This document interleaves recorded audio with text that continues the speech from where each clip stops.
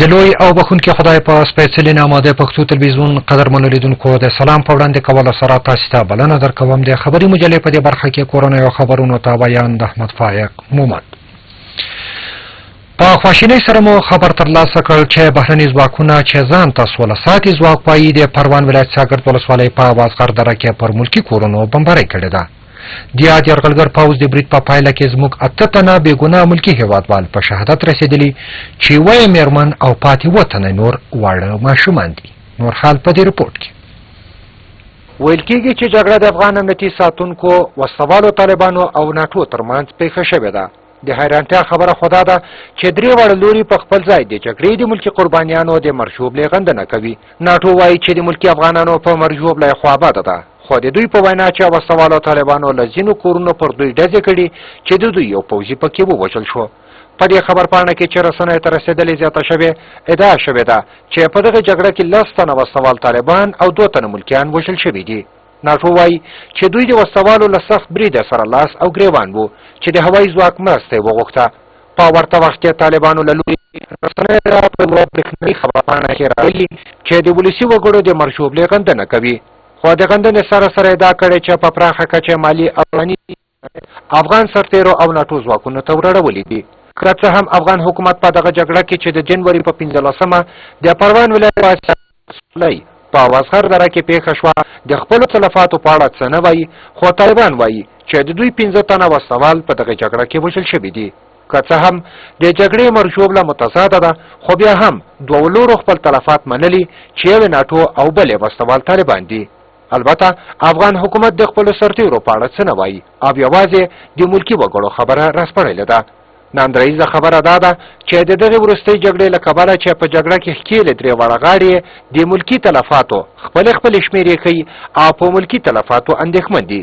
3 واړه لوري له یادې جګړې څخه خپل سیاسي موخې ترلاسه کوي او که چېرته افغان حکومت په خپله سیاسي پالیسۍ کې رښتونی وای بیا به د ناټو او په پرمختللې ټکنالوژۍ په مرسته لومړی طالبان له کلي ایستلي وای او بیا به برید ورباندې کړی وای. که چیرې ناټو ځواکونه رښتونی دي او په حقیقت کې د افغان ولسي وګړو په مرژوبله اندېښمن دي نو بیا به له احتیاطه کار اخیستی وای او ولسي کورونه به نه بمباري کولی.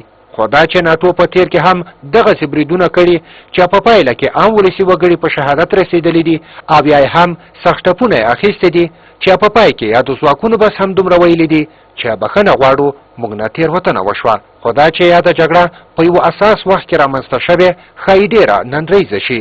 افغان کارپوهان وایي کېدای شي له دغې جګړې د طالبانو موخه دا وي چې د ښاغلي کرزي د حکومت او امریکې متحده ایالاتونو ترمنځ واټن ډېر کړي او د امنیتي تړون موضوع وځنډول شي او د ناټو په چوکاټ کې ښایي داسې څوک هم وي چې ورته عمل ته لاره هواره کړي. د کارپوهانو په وینا چې اوس افغان حکومت ته له جذباتي چلن نه ډډه کول پکار دي او ناټو د په مطبوعاتي ډګر کې نه بلکې په ډیپلوماتیکه لاره کار وکړي چې بیا له ورته کړنې لاس واخلي. خو د نورو کارپوهانو په باور چې یاد ځواکونه نه له داسې کړنو لاس اخلي او نه هم به له ورته کړنو لاس په سر شي. دا د شاوخوا 12 کاله کېږي چې د ناټو ځواکونه په افغانستان کې میشت دي. دوی په تیر کې هم ورته کړنې ترسره کړي او بیا یې هم ترسره کوي. د یادولو وړ ده چې یاده پیښه په داسې وخت رامنځته کېږي چې له یوه پلوه امریکا متحده ایالات له افغان حکومت سره پر امنیتي تړون پر ناندریو بوخته ده او له بل پلوه تېره ورځ داسې رپوټونه خپاره شول چې امریکې متحده ایالاتو د افغان حکومت هغه شرطونه منلي چې له مخې به نور ناټو ځواکونه د افغانانو کورونه نه بمباري کوي او بېګناه افغان وګړي به په شهادت نه رسوي. هیره دې نه وي چې د امنیتي تړون د خبرو له پیله راهیسې د افغان وګړو د وژنې لومړۍ پیښه وه، خو کارپوهان په دې اندي چې امریکې متحده ایالاتو په تیر کې هم خپلې ژمنې نه دي عملي کړي نو دا به څه عملي کړي. په تخار ولایت کې یوه ښځه په وسوال نښته کې وژل شوې او امنیتي ځواکونو ویلي دي 3 تنه نورې ښځې او 3 تنه نارینه د وسوالو تښتونکو له منګولو څخه ژغورلي دي. د یاد ولایت د امنیه قمندانۍ سرپرست سمونوال عبدالخلیل عزیزي ویلي دي چې دا مېرمن له ینګې قلعې ولسوالۍ په یوه کورله ډوله موټر کې روانه وه چې په مرکز طارقانو ښار کې پر موټر وسوالو برید وکړ. نور حال په دې رپورټ کې د تخار ولایت د امنیه قمندانۍ سرپرست زیاته کړې چې په دې پیښه کې یوه مېرمن وژل شوې ده او یو بل سړی او کوچنۍ نجلۍ ټپیان شوي دي. عزیز زیاته کړې چې بریدګرو له سیمې څخه تښتېدلي وو خو وروسته بیا د پولیسو لخوا ونیول شول چې له دوی نه 2 کلشینکوفونه، 1 میل چرایي او 1 بې پلیټه کورولا ډوله موټر نیول شوي دي. له بله خوا بیا د تخار ولایت په اشکمش ولسوالۍ کې 3 تنه نارینه او 3 تنه ښځې د تښتونکو له منګولو ژغورل شوي دي. د تخار ولایت د والي وایان سنت الله تیمور ویلي دي چې دا 3 واړه ښځې او 3 تنه نارینه د یوې کورنۍ غړي وو او 2 ورځې وړاندې د ناپېژاندو وسوالو له لوري د شخصي دښمنۍ له امله د واده له یوه محفله تښتول شوي وو. د والي وایان زیاته کړې چې له دې پیښې وروسته پولیسو او د ملي امنیت ځواکونو عملیات وکړل او یاد 6 تنه د استوګنې په یوه کور کې وموندل، خو تښتونکي په تېښته بریالي شوي دي. تیمور زیاته کړې چې د تښتونکو د نیولو لپاره د پولیسو پلټنې پیل شوي دي. پولیسو له 25 کیلوګرامه نشي توکو سره د 2 کسانو د نیولو خبر هم ورکړی او ویلي دي چې 18 کیلو هیروین په یوه ګاز ډبه کې ښودل شوي وو او د بدخشان ولایت ته لیږدول کېدل، خو د تعلقانو ښار د پلټنې په پوسته کې کشف او په تړاو یو تن ونیول شو. د تخار ولایت د امنیت قومندان سرپرست ویلي دي چې د تعلقان په 4 لارې کې 8 کیلوګرامه چرس هم له یوه تنه سره یو ځای نیولي دي. د ویلو ده چې تېره اونۍ 15 کسه له 20 کیلوګرامه نشي توکو سره د تخار ولایت په دشت قلعه ولسوالۍ کې تاجکستان ته د دغو توکو د وړلو پر مهال د هغه هېواد د پولیس ساتونکو په نښه کړل چې یو ترې ووژل شو او 4 تنه نور وتښتېدل. د راپورټونو له مخې ویل کېږي چې په هند کې د نن سبا د افغانستان په اړه 2 کنفرانسونه جوړیږي. لومړی کنفرانس د اړیکو نړیوالې ډلې لخوا د افغانستان او پاکستان په اړه دی. دویم کنفرانس د اسیا د زړه هېوادونو غونډه ده چې تر ډېره د افغانستان پر امنیتي وضعیت، سیاسي او اقتصادي لیک او د راتلونکو ټاکنو پر مسایلو پکې خبرې اترې کېږي. نور حال په دې رپورټ کې. د افغانستان او پاکستان په اړه د اړیکې نړیوالې ډلې د غونډې په اجنډا کې به د افغانستان امنیت، سیاسي او اقتصادي لیک، د ټاکنو اصلاحات، د سولې بهیر او نور مسایل شامل وي. په پام کې د دغه غونډه نن د 15 په ورځ پیل شي چې څه باندې 50 هېوادونو استازي به پکې برخه لري. د هند لخوا به د افغانستان او پاکستان لپاره د نوې ډیلې ځانګړی استازی ساتیندر کی لمبا پکې برخه ولري.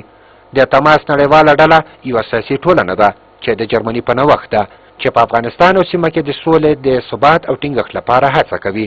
ځینو سرچینو د هند د اکونومیک ټایمز ورځپاڼې خپرونې ته ویلي د تماس نړیوالې ډلې په غونډه کې به د سولې، امن او ټاکنو په ګډون د افغانستان پر ټولو اړوندو عمده پرمختګونو خبرې وشي. په داسې حال کې چې روان میلادي کال د نړیوالو اکثریت جنګي ځواکونه له افغانستان څخه وځي، د وري په 14مه به په هېواد کې د ولسمشرۍ او ولایتي شوراګانو ټاکنې کېږي. د ټاکنو، اقتصادي همکاریو او د افغانستان پر ثبات به د اسیا د زړه هېوادونو په کنفرانس کې هم خبرې وشي. د اسیا د زړه هېوادونو یا د استنبول د پروسې دغه کنفرانس د جمعې په ورځ په نوې ډیلي کې جوړیږي چې د بېلابېلو سیمه ییزو هېوادونو او نړیوالو سازمانونو څه باندې 40 وزیران یا هم لوړپوړي استازي په پکې ګډون کوي. د بهرنیو چارو وزارت ویان جانان موسیزي روانه اونۍ په یوه غونډه کې ویلي وو د اسیا د زړه هېوادونو کنفرانس کې به د سیمه ییزو هېوادونو ترمنځ پر اقتصاد، راکړه ورکړه، سولې او نورو مسایلو خبرې وشي. د استنبول پروسه په 2011 میلادي کال کې پیل شوه چې له مخې د غړو هېوادونو چارواکي په خپلو کې د امنیت او اقتصاد په ګډون پر بېلابېلو مسایلو د همکاریو په اړه غونډه کوي. په دې غونډو کې د روسیې، قرغیزستان، ترکیې، آذربایجان، هند، متحده عرب امارات، سعودي عربستان او د افغانستان د 6 ګاونډیو هېوادونو استازي برخه واخلي. د ملي موزیم چارواکي وایي دوی تر اوسه د هندي چارواکو د پریکړې په هکله معلومات نه لري چې وایي د بودا کچکول نومې تاریخي اثار علمي او تخنیکي ارزونې لپاره یو پلاوی کابل ته لیږوي. د ملي موزیم رئیس وایي په اوس مهال کې په دې اړه ډېر څه نشي ویلی، خو وایي که هغسې چې ویل کېږي هندي لرغونپوهان کابل ته راځي، د دې موضوع په هکله به د دواړو هېوادونو ترمنځ په حکومتي کچه خبرې کېږي. نور حال په دې رپورټ کې. د ملي موزیم رئیس عمر خان مسعود چې په دې برخه کې کوم خاص ستونزه نه لرو. دا موضوع زما له کچې لوړه ده چې د دواړو هېوادونو د حکومتونو ترمنځ باید خبرې پرې وشي. دغه اثر له موږ سره شته او د ملکیت حق یې لرو او له 200 کلونو راهیسې افغانستان کې دی. موږ به ګورو چې دوی کوم ډول دلایل لري. ښاغلي مسعودي دغه خبرې د رسنیو له هغو راپورټونو خپرېدو وروسته کړي چې پکې ویل شوي دي د هند ولسي جرګې ځینو غړو په غوښتنه د هندي لرغونپوهانو یوه ډله به کابل ته راځي او د بودا کچکول په اړه به علمي او تخنیکي څېړنه وکړي چې اصل څښتنه یې په ډاګه شي. دغه ډبرین لوښی چې 400 کیلوګرامه وزن او 1.15 متره سور لري په 1925 میلادي کال کې کندهار کې د میرویس نیکه له مقبرې نه پلازمینې کابل ته راوړل شوی او له هغه راهیسې په ملي موزیم کې ساتل کیږي. دغه اثر د تاریخي شالید په هکله افغان لرغونپوه او د خوست ولایت شیخ زاید پوهنتون رئیس پوهنوال محمد رسول باوري وایي د تاریخي ثبتونو پر بنسټ د اثر د افغانستان ملکیت دی، خو وایي د افغانستان اطلاعات او کلتور وزارت باید دغه ټول اسناد او شواهد راټول کړي چې دغه اثر د افغانستان ملکیت ثابت کړي. د ملي موزیم د سیمې له خورا بډایه موزیمونو څخه یو بلل کېده، خو د اوږدې کورنۍ جګړې پر مهال دغه موزیم کې ساتل شوي نږدې 80 سلنه اثار تالان شول او بیا هم له منځه یوړل شول. خو د ګوتو په شمېر هغو اثارو کې چې دغه موزیم کې پاتې شوي دي د بودا کچکول نومی دغه ډبرین لوښی هم شامل دی چې اوس د ملکیت پر سر ناندرۍ راپورته شوي دي. په تېرو شاوخوا 5 میاشتو کې د توغدارو په نوم په فراه ولایت کې ځایي اوسېدونکو داسې مرغان ښکار کړي دي چې د GPS ځانګړې آلې پرې نښنول شوي دي. پر یادو مرغانو نښنول شویو آلو دوه یې د یاد ولایت ملي امنیت ریاست کارکوونکو ته په لاس ورغلي دي او دغه ریاست ویلي دي چې دغه آلې عرب ښکاریانو د نورو مرغانو د موقعیت د ښکاره کولو په موخه په مرغانو کې لګولي دي. نور حال د محمدین صافي په رپورټ کې. په دې وروستیو کې لویدیځو ولایتونو ته د هغو مرغانو د ښکار لپاره راغلي چې ډېر لږ موندل کېږي. په فراه کې د توغدارو په نوم له هغو ښکار شوو دریو مرغانو چې مخصوصې آلې پرې نصب وې یوې شاوخوا 1.5 میاشت مخکې د فراه د مرکز اړوند په دوکو حق سیمه کې د سیمې اوسېدونکو ښکار کړی دی. توغدارو مرغه یوازې په فراه کې موندل کېږي. د فراه د ملي امنیت رئیس برید جنرال عبدالصمد شمس هم تایید کړي یا د دوی آلې دغه ریاست ته سپارل شوي دي. د په وینا د GPS دغه آله یو انتن او یو حافظه یا میموري لري او له لمر څخه چارج اخلي. هغه وایي دغه ریاست معلومات ښیي چې دغه آله د عربو ښکاریانو لخوا نصب شوې وه څو په مټ یې د نورو مرغانو موقعیت معلوم کړي. د فراه د ملي امنیت مشر وایي چې په تېرو شاوخوا 5 میاشتو کې یو ورته مرغه چې همداسې یوه آله پرې نصب وه د دغه ولایت د شبکو ولسوالۍ په محمد آباد سیمه او همداسې یو بل مرغه چې آله پرې نصب په پښتکو ولسوالۍ کې خلکو ښکار کړي وو. د فراه ولایت د چاپیریال ساتنې چارو مشر باران عثماني د معلوماتو له مخې دغه عرب ښکاریان چې د قطر د سوداګرۍ وزیر هم ورسره دی له 12 ورځو راهیسې په فراه کې دي. په داسې حال کې چې نږدې 2 اونۍ وړاندې ولسي جرګې د 1393 لمریز کال د بودیجې طرحه د ناانډولۍ له کبله رد کړې وه. دغه جرګې د راتلونکي کال بودیجه تصویب کړه. د ولسي جرګې د مالي چارو کمیسیون ویلي دي چې اوس مالي وزارت بودیجې کې لازم اصلاحات راوستلي دي. نور حال د موین وردګ په رپورټ کې. د 1493 کال مالی بودیجه 423 میلیارډ افغانۍ ده چې 280 میلیارډ افغانۍ پکې عادي او 140 میلیارډ افغانۍ پراختیایي بودیجې ته ځانګړې شوې ده. د ولسي جرګې د مالی چارو د کمیسیون مشر او غړي ویلي دي د استازو غوښتنه دا وه چې پراختیایي بودیجه کې 2000 میلیونه افغانۍ نور اضافه کړای شي چې دا کار شوی دی. د اوبو او برېښنا وزارت 9 سلنه، پوهنې وزارت 8 سلنه، د ښاري پراختیا وزارت 4 سلنه، د کورنیو چارو وزارت 4 سلنه، اقتصاد وزارت 40 سلنه، د قانونو وزارت 26 سلنه، لوړو زده کړو وزارت 15 سلنه، د نشئی توکو پر ضد وزارت 60 سلنه، سوداګرۍ وزارت 12 سلنه، اطلاعات او کلتور وزارت 12 سلنه، دفاع وزارت 9 سلنه. خو د مالیې وزیر حضرت عمر داخلوال د یاد جرګې په غونډه کې ویلي دي چې دغه پیسې د ولسي جرګې د غړو د امتیازاتو اړوند دي. د ولسي جرګې د ځینو غړو یوه بله نیوکه دا هم وه چې د 1493 کال د پراختیایي بودیجه کې یوه برخه د ترانسپورټ وزارت هوایي چلند ریاست ته ځانګړې شوې. حال دا چې دغه ریاست د یاد وزارت له تشکیلاتو بهر فعالیت کوي او د قانون له مخې د هوایي چلند ریاست باید ځانګړې پراختیایي بودیجه ولري. د مالی وزیر زیاته کړې دغه ریاست له اړوند وزارت سره ګډې پروژې لري نو ځکه دواړو ته بودیجه ځانګړې شوې ده. تر اوږدو بحثونو وروسته د ولسي جرګې مشر د بودیجې طرحه رایه اچولې ته وړاندې کړه. د مالی وزارت په هیواد کې د وزګارۍ کچه په سالو کې 15.14 اعلان کړی ده او ټینګار یې دا دی چې دغه بودیجې په سمو لګولو سره به په هیواد کې 6.17 سلنه لګه شي. د دغه بودیجې کابو نیمایي برخه امنیتي بنسټونو ته ځانګړې شوې ده چې د مالی وزارت یې دلیل د راتلونکو ټاکنو د امنیت نیول او امنیتي مسؤلیت د لیږد چارې یادوي. د پوهنتونونو ټولنې غړي وایي که د کانکور ازموینه پر مهال د درغلیو مخه ونیول شي نو ناوړه پایلې به ولري. د تېرو څو کلونو په شان سږ کال بیا هم د کانکور په ازموینو کې د پراخو درغلیو خبرې کېږي. د د پوهنتونونو د ټولنې غړي وایي په ګڼ شمېر ولایتونو کې د کانکور ازموینو کې بېسارې لاسوهنې شوي چې د کانکور پر بهیر او پایلو به منفي اغېزې وکړي. بیا هم مین وردګې په اړه رپورټ راکوي.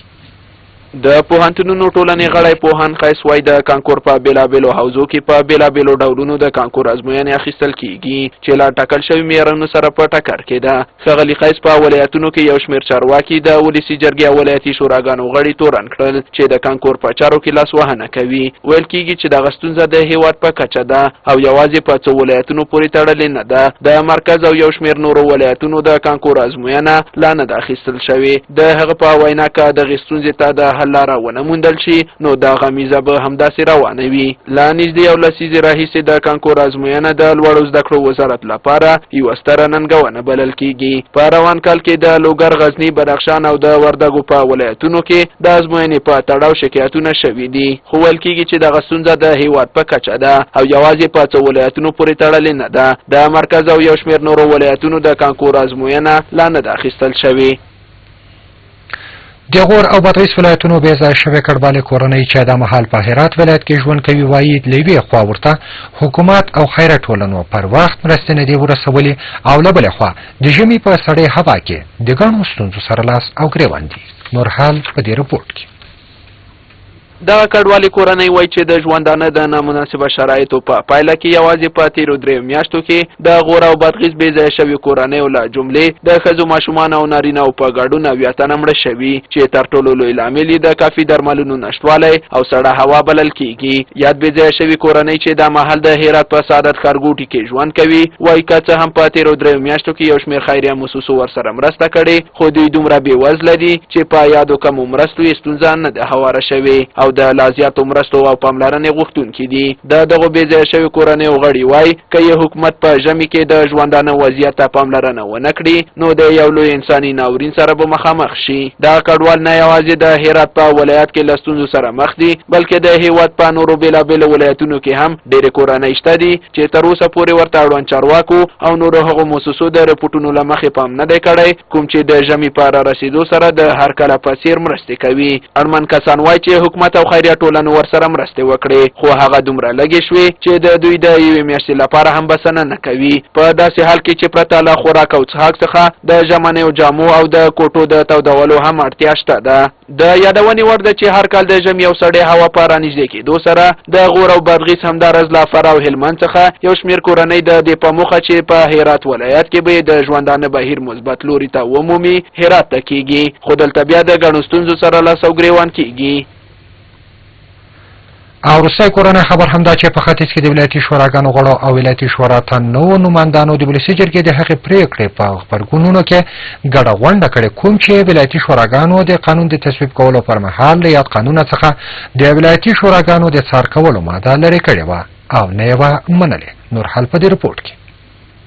په همدې حال کې د لغمان د ولایتي شورا رئیس میر حاتم ترخیل یوې رسنۍ ته ویلي دي چې دغه پرېکړه دوی ته د منلو وړ نه ده او ولسي جرګه که چیرې خپله پرېکړه وانخلي نو دوی به په راتلونکو ټاکنو کې ونډه وانخلي. په ورته وخت کې د ننګرهار ولایت د ولایتي شورا غړی جاوید زمان هم ویلي دي دغه پرېکړه غندو او که ولسي جرګه دغه پرېکړه بیرته وانخلي نو موږ به په راتلونکو ټاکنو کې ونډه وانخلو او د ختیځې سیمې ولایتي شوراګانې به وتړو.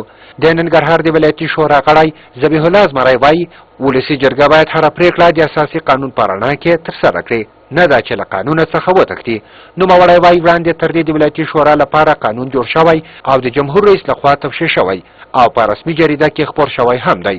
په همدې حال کې د ننګرهار ولایت پوهنتون د حقوقو او سیاسي علومو پوهنځي استاد او د سیاسي چارو شنونکی منګل شیرزاد ویلي دي چې د ولسي جرګې یاده پرېکړه غیر قانوني ګڼي او وایي چې مشوره ورکول په دې معنا ده چې د ولایتي شورا څخه صلاحیتونه واخیستل شي. د یادونې وړ ده کابو یو اونۍ وړاندې د ولسي جرګې له لوري د ولایتي شورا قانون د تصویب پر مهال د یو شمېر استازو له لوري د څار یا نظارت د ټکي د لرې کولو غوښتنه وشوه او بیا یې د تصویبولو پرېکړه وکړه. خو دا چې دغه پرېکړه به ولسي جرګه بیرته واخلي او که نه دا هغه پوښتنه ده چې راتلونکی وخت به یې ځواب ووایي. قدرمنو لیدونکو کورني خبرونه هم دومره وو. ورځو بهرنیو خبرونو ته خو له لږ ځنډ وروسته.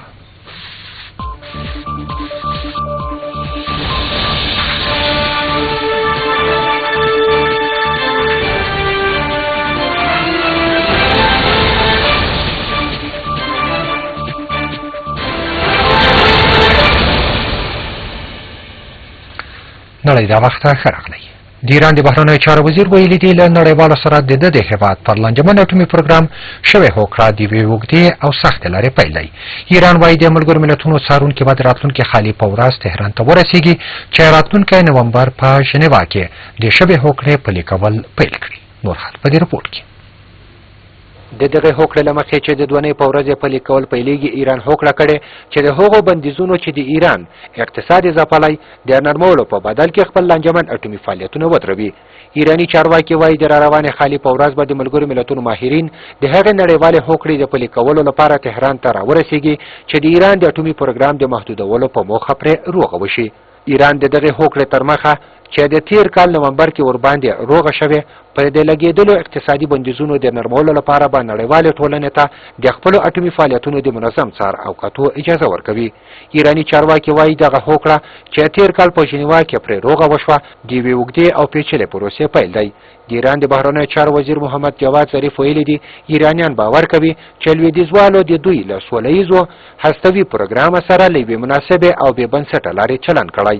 ایران د تیر کال د ژنیوا د هوکړې تر مخه اوس اجازه لري چې خپل یورانیم تر 5 ښکته درجو پورې بډایه کړي او هغه چې تر 5 زیات غني کړي له منځه به یې وړي. ایران هر مهال د لویدیځ په سر کې د متحده ایالاتونو له دې ادعا نه چې ګنې ایران به په دې پلمه غواړي اټومي وسلو ته انکشاف ورکړي انکار کړی او خپل پروګرام یو سوله ییز عصبي پروګرام ګڼلی دی. مصري چارواکي وایي د نوي اساسي قانون په تړاو ترسره شوې ټولپوښتنه کې د خلکو ونډه د پام وړ وه. د دغې ټولپوښتنې جوړونکي او د ټاکنو کمیسیون مشر نبیل سلیب دولتي تلویزیون ته ویلي چې د خلکو ګډون کچه له مخکینۍ راچونې هم ډېره وه. نور حال په دې رپورټ کې. د راپورټونو له مخې د ټولپوښتنې دویمه ورځ نسبتا قراره تېره شوه، خو د درېنۍ په ورځ د پخواني لرې کړی شوي ولسمشر محمد مرسي او مخالفانو ترمنځ نښتو کې تر لسو ډېر کسان ووژل شول. راپورټونه وایي په دغو نښتو کې لسګونه کسه ټپیان شوي او په تېرو 2 ورځو کې 400 تنه د امنیتي ځواکونو له لوري نیول شوي دي. د پوځ د ملاتړه برخمن انتقالي حکومت د مخکیني ولسمشر محمد مرسي د لرې کېدو د تایید لپاره د اساسي قانون په تړاو د مثبتو رایو په لټه کې دی، خو د ښاغلي محمد مرسي او اخوان المسلمین پلویانو له دغې ټولپوښتنې سره پرېکړون کړی او د محمد مرسي لرې کېدل غیر قانوني بولي او د پوځي کودتا نوم ورکوي. اوسنی اساسي قانون د محمد مرسي د ولسمشرۍ پر مهال تصویب شوی دی. د رویټرز خبري اژانس د راپورټ له مخې د کورنۍ چارو وزارت یو چارواکي یو خصوصي تلویزیون ته ویلي دي چې په راچونه کې د خلکو د ګډون کچه 55 سلنه وه. پر همدې مهال په هغو سیمو او ښارونو کې چې د اخوان المسلمین ملاتړ پکې ډیر دي د ګډون کچه کمه ښودل شوې ده. د مصر د ټاکنو کمیسیون مشر نبی سلیب ویلي د ټولپوښتنې پایلې به د جمعې په ورځ اعلان شي، خو د خلکو د ګډون په اړه څه نه دي ویلي. پر همدې مهال د مصر حکومتي تلویزیون په ټولپوښتنه کې د خلکو د ګډون کچه 50 سلنه اعلان کړي او ویلي دي چې د 90 سلنې خلکو ځواب هو و. د عراق د لومړي وزیر مرستیال ویلي دي په دغه هېواد کې د القاعدې شبکې د جنګیالیو د ماتولو لپاره یو ملي یووالي ته اړتیا ده. هغه په امریکا متحده ایالاتونو غږ کړی چې له عراق سره مرسته وکړي. نور حال په دې رپورټ کې. د عراق د لومړي وزیر مرستیال صالح المطلق پرون په واشنگټن کې د سولې په انسټیټیوټ کې د وینا په ترڅ کې د امریکا متحده ایالاتونو څخه غوښتي چې د تروریستانو د ماتولو لپاره له عراق سره مرسته وکړي. د عراق د لومړي وزیر مرستیال زیاته کړې چې متحده ایالات په عراق کې خپل ملګري ملي روغې جوړې ته وهڅوي. د عراق د لومړي وزیر مرستیال په داسې وخت کې د امریکا متحده ایالاتونو لیدنه کوي چې په دې وروستیو اونیو کې د عراقي ځواکونو او استوال مخالفینو ترمنځ نښتې ډېرې شوي دي. د القاعدې شبکې پلوي جنګیالیو په فلوجه او رمادي ښارونو کې د عراق د پوځ 2 ټانکونه ویجاړ کړي او د پولیسو ګڼ شمېر مرکزونه نیولي دي. په یاد راپورټ کې زیاته شوې ده چې اوسوال مخالفینو د رمادي په ښار کې د الثبات مرکز بیرته نیولی او د دغه ښار جنوبي سیمې په خپل لاس کې لري. په ورته حال کې دولتي ځواکونه او ځینې سني قبایل د انبار د ولایت په څو سیمو کې د القاعدې شبکې او نورو قبایلو د جنګیالیو په مقابل کې خپل جګړو ته دوام ورکوي. داسې هم په یاد راپورټ کې ویل شوي دي چې شاوخوا 300 کورنۍ د انبار د ولایت په 15 ښوونځیو کې پناه اخیستې ده. د عراق ځواکونو ویلي دي چې د دغه ولایت په لویدیځه برخه کې د عراق او شام د اسلامي دولت د ډلې 8 وسوال کسان وژلي دي. د روسیې د بهرنیو چارو وزیر سرګی لاروف ویلي دي د سوریې حکومت چمتو دی چې د میاشت څیرمه سیمو کې کلابندو خلکو ته د مرستې رسولو لپاره د ورتګ لاره پرانیزي. ښاغلي لاروف دغه خبرې پاریس کې هغه مهال کړي چې له خپل امریکایي سیال جان کیري سره راتلونکې اونۍ سویزرلند کې د سوریې د سولې پر جوړېدونکي کنفرانس بحث کاوه. نور حال په دې رپورټ کې. ښاغلي لاروف دغه خبرې پاریس کې هغه مهال وکړې چې له خپل امریکایي سیال جان کیری سره راتلونکې اونۍ سویټزرلند کې د سوریې د سولې پر جوړېدونکي کنفرانس بحث کاوه. د مشته څیرمه ځینې هغه سیمې چې د هغیانو په ولکه کې دي لیبو کاله راهیسې کلهبندې دي. په یوه وروستي ویډیو کې چې د هغیانو له لوري آنلاین ته استول شوې ده ځینو رسنیو تصدیق کړې ده. یو سپین ږیری سړی وایي 3 ورځې کېږي چې خواړه یې نه دي خوړلي. په یوه بله ویډیو کې بیا یوه کمزورې میرمنه ښیي چې پر یوه کټ بې خوځښته پرته ده. په همدې حال کې ملګرو ملتونو په بیا د هغو کسانو د برخلیک په اړه اندېښنه ښودلې ده چې د حکومتي ځواکونو او یاغیانو ترمنځ د نښتې سیمو کې ایثار پاتې دي چې ان د هغوی د لوږې خبرې هم کېږي. د سره صلیب د نړیواله کمیټې ویان سیمون شورنو ویلي دي دا ډیره مهمه ده چې د خیر ښېګڼو مؤسسو ته اجازه ورکړل شي چې اړمنو ته ځانونه ورسوي. سوریه کې د دغه کمیټې استازي سیمون شورنو کلهبندو شوې سیمو ته له قیده پرته لاسرسي اجازه ورکولو غوښتنه کړې ده. هغه ټینګار لره مخکې تر دې چې خبره له خبرې تېره شي باید دغسې کار وشي او د خلکو ژوند وژغورل شي. قدرمن اوریدونکو دا وه د دې مهال خبري مجله. له پاملرنې مو مننه. تر راتلونکې خبري مجلې مو په لوی او بخښونکي خدای سپارم.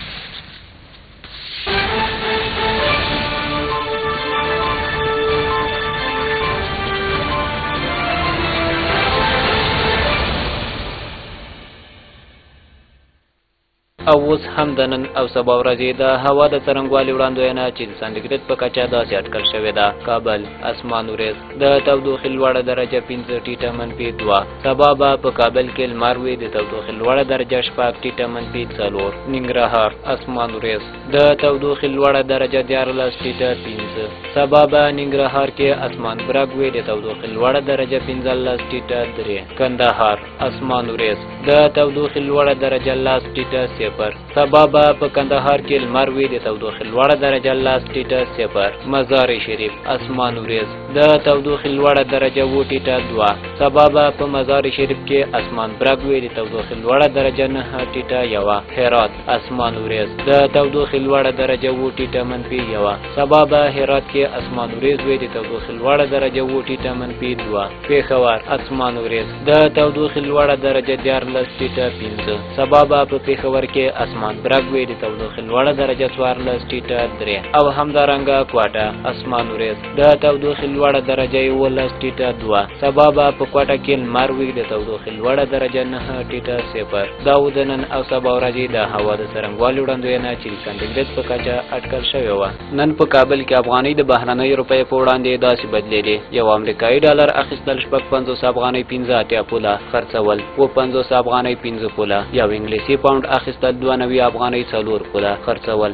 92 افغانۍ 4 پوله. یو یورو اخیستل 70 افغانۍ 14 پوله خرڅول، 70 افغانۍ 4 پوله. د اماراتو یو درهم اخیستل 15 افغانۍ 9 پوله خرڅول، 15 افغانۍ 9 پوله. زر هندي روپۍ اخیستل 915 افغانۍ خرڅول، 915 افغانۍ. زر ایرانی تومنه اخیستل 18 افغانۍ خرڅول، 19 افغانۍ. او زر پاکستانی کالر اخیستل 515 افغانۍ خرڅول، 533 افغانۍ. دا وی